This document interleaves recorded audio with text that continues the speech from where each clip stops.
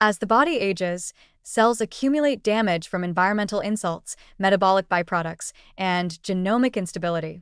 In response, many cells enter a state of permanent growth arrest known as cellular senescence, a mechanism intended to prevent the propagation of damaged DNA and suppress tumor formation.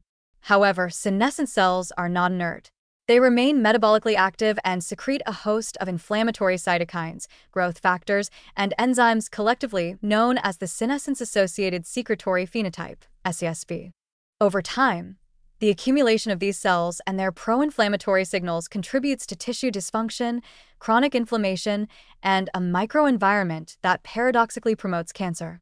Emerging anti-aging strategies aim to eliminate or neutralize these senescent cells using senolytics, drugs that selectively induce their death, or to prevent their formation and accumulation by boosting autophagy, the body's cellular renewal system. Senolytics have shown remarkable promise in preclinical models of aging and disease.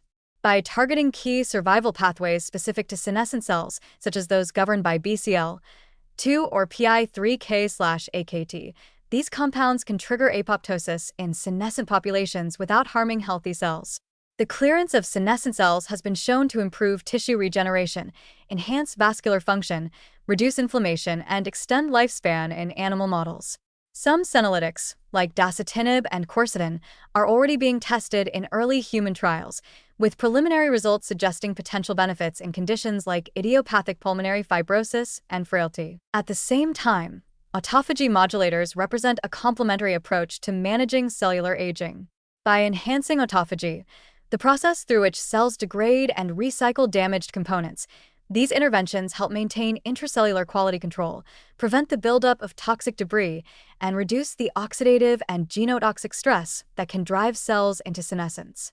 Autophagy acts upstream of senescence by mitigating the damage that triggers it, and downstream by limiting the harmful effects of SASP through anti-inflammatory and homeostatic mechanisms. Compounds like spermidine, rapamycin, and resveratrol have been shown to promote autophagy and improve tissue health in aging models, offering a gentler but potentially more sustained way of protecting against age-related decline. The dual strategies of senolytics and autophagy enhancers may converge to create a powerful anti-aging therapeutic model, one that removes harmful senescent cells while simultaneously improving the function of remaining cells and tissues. This synergy holds promise not only for enhancing longevity, but also for reducing cancer risk. While senescence is initially tumor suppressive, long-term presence of senescent cells can foster a microenvironment that promotes cancer through chronic inflammation and extracellular matrix remodeling. Clearing these cells or preventing their emergence through enhanced autophagy may therefore interrupt one of the key processes that links aging to cancer development. Still, these approaches are not without risk. Senescent cells, despite their harmful secretions, play roles in wound healing, embryonic development, and tissue remodeling. Removing them indiscriminately could impair these functions. Likewise, overstimulating autophagy, especially in individuals with established or undetected cancers, could provide a survival advantage to tumor cells, many of which rely on autophagy to endure metabolic and therapeutic stress. The challenge is to apply these therapies with precision.